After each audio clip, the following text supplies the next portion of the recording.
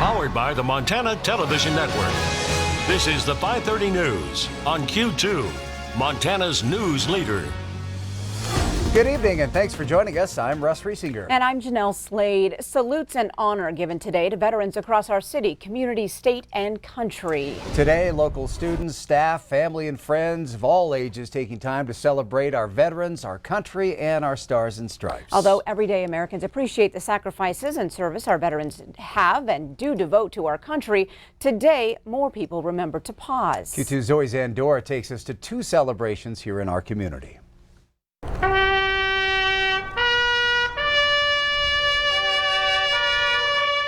Respecting and honoring veterans every year on the 11th hour of the 11th day of the 11th month. Pledge allegiance to the flag of the United States of America and to the republic for which it stands, one nation, under God, indivisible, with liberty and justice for all. United States Senator Steve Daines making an appearance at both Will James and MSU Billings for their Veterans Day ceremonies. It's such a great thing to have these events like this across Montana, right here at Will James, where the students get to hear about the greatness of our country and, most important, the greatness of our veterans. A salute at MSU Billings, a ringing of the bell, a volley and taps and echo, all continuing the honor we give veterans every November 11th. Honor bells toll 7 times in respect. The meaning of the honor bells' 7 tolls: toll 1, the choice to serve; toll 2, camaraderie; the 3rd, patriotism; toll 4 and 5, respect and dignity; 6, honor; and toll 7, representing the value of life. U.S. Senator Steve Daines, raised in Montana himself, his father a U.S. Marine who enlisted here in Billings and served in the Marine Corps. Values of humility, service, and sacrifice, something I was taught at an early age by my dad. I'm grateful for his legacy of service. Daines says it is really a great thing for our country, for the students, to see the importance of the U.S. military, our veterans, their service and sacrifice. We come together, Republicans and Democrats, to move forward on legislation that supports our veterans. It's one of the few issues that brings everybody together, and I'm grateful that it does. In Billings, honoring our veterans, Zoe Zandora, MTN News. Well, Veterans Day was celebrated for the first time 100 years ago today on November 11th, 1919. John Liggett had just been born then and later played a part in one of the most famous battles of World War II. I was fortunate enough to spend some time with the 100-year-old Montana veteran. Here's his story as we honor all who've served.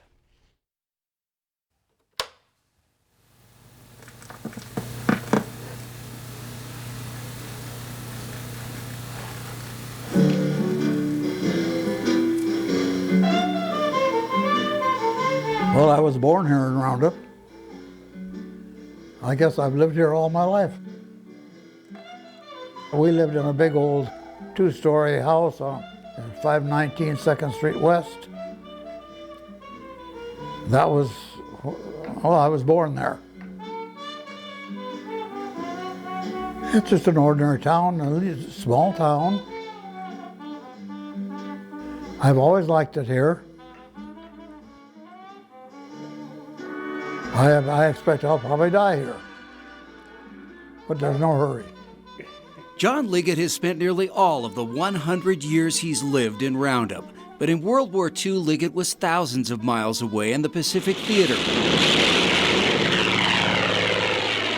where he did his part in one of the most famous battles of the war. It says on my discharge that I was in ground combat on Iwo Jima. So I was in ground combat, whatever that means. John says his memory sometimes flies away now at his age, but during the war, he served as a captain of a truck company in the Battle of Iwo Jima. All we knew at that time, of course, was that we were on Iwo Jima, and we didn't know what we were doing there. Of course, we weren't that high enough in the echelon to know what was going on, but we had good troops, and we had good men in our company. A lot of them didn't come back alive. An estimated 25,000 Japanese and Americans lost their lives in the 5 weeks of bloody fighting before American troops raised the U.S. flag over the island, captured in one of the most iconic photographs of World War II. To be on Iwo Jima, I mean, It gives me chills just to think about it, because that was some serious combat there. John's son David says his father was determined to enlist and defend his country after the Japanese bombed Pearl Harbor. Initially, he was turned down because of his eyes, and he didn't give up. He kept trying, because he had that drive, that devotion to serve the country. He's always been a very patriotic, somebody that gives back to the community and to the country. After the war and a brief stint in college, John returned to the place where he was born, raised a family, and was married to his wife nearly 70 years before she passed away. Always a familiar face around town, and someone who his son says has always tried to support other veterans. I remember as a kid, every year he would go to his Army outfit reunion. His company would have a reunion somewhere. And I also remember many times people that served under him would reach out to him when they needed help in life. And he was always willing to do what he could to help them get through a tough spot. And that's the way he treated everybody, myself especially.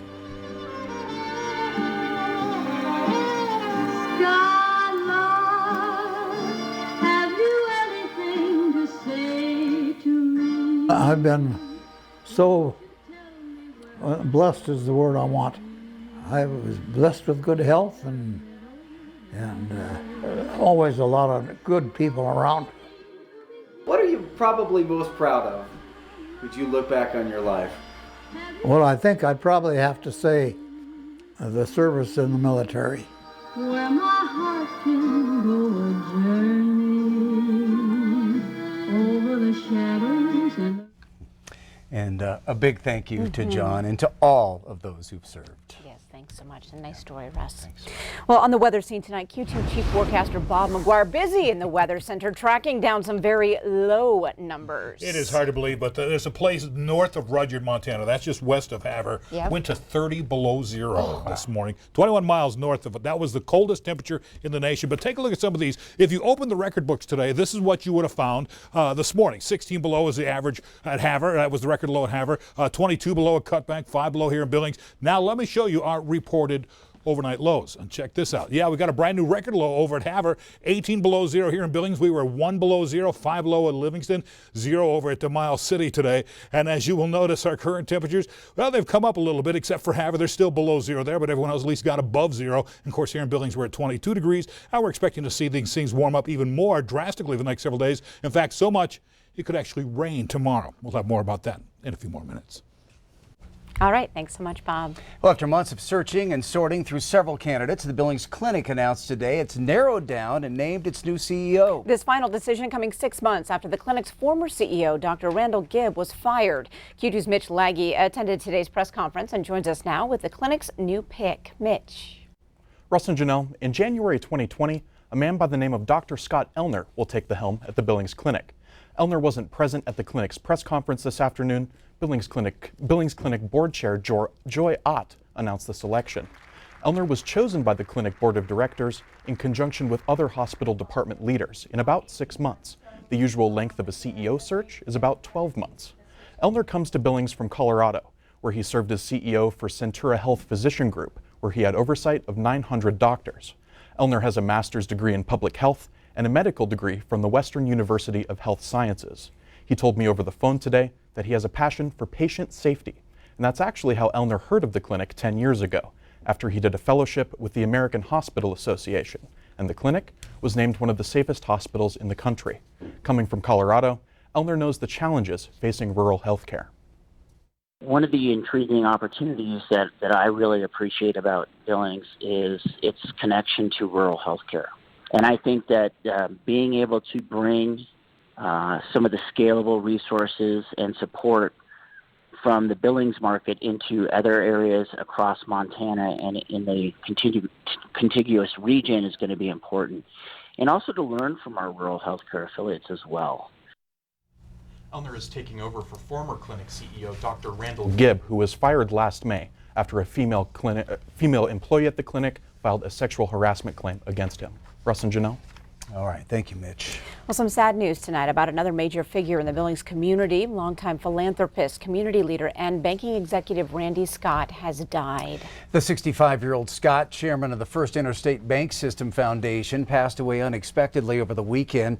Scott had headed the First Interstate Foundation since 2006, and for the past 7 years has served as a director of the First Interstate Bank System. Over the past 2 decades, Scott worked in various capacities for the company, including time as a branch manager in Colstrip. Scott earned his business degree from Rocky Mountain College here in Billings, and among many other activities, spent countless hours volunteering for the Billings Heights Little League. Funeral services will be held Saturday at Rocky's Fortin Center beginning at 2 p.m. Scott is survived by his wife Lynette and 4 children. There's more news from across our state on tonight's MTN 9 o'clock news. A lot of anticipation and excitement around a new high school in Bozeman. Tonight, Gallatin High unveils potential designs for its new mascot. Join Jeanelle for that and more on tonight's statewide news on the CW at 9. But first on tonight's 5:30 news, find out what a local bar owner says actually happened during a bar shooting on Saturday night. And later in sports, Scott dials up Q2's latest edition of Game Changers as we storm into semifinal week. You're watching MTN News with Jeanelle Slade and Russ Riesinger. Storm Tracker weather with Bob McGuire. And sports with Scott Green. This is the 5:30 news on Q2, Montana's news leader.